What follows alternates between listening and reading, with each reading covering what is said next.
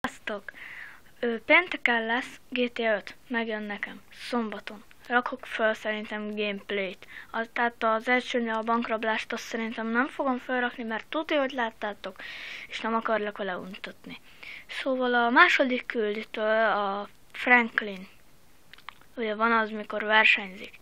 Azért mindig az elsőhöz tartozik, a második küldőtől fogom folytatni.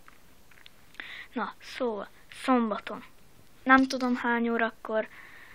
Ja, és legyen sok feliratkozó, mert az kéne, meg megtekintés, mert egy feliratkozó nincs a csatornán, szóval most igen. Tudom, hogy a GTA a leghíresebb. Felmész, beírod egyből GTA 5.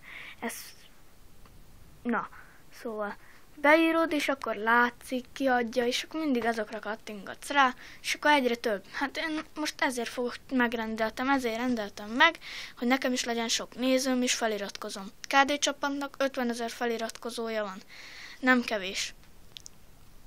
Szóval most én is szeretnék egy 1000 feliratkozót. Ahhoz még tudom, hogy nem sok, még 300 is jó, de most legyen feliratkozóm. Jó, na ez egy ilyen kis, nem tudom mi volt, csak úgy töltöm, mert unatkozok. Szóval, na,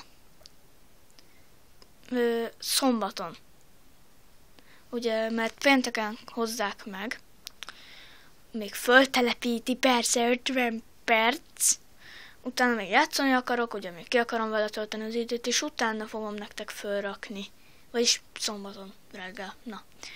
Jó, na. Köszönöm a megtekintést, várjátok a szombatot, és sziasztok!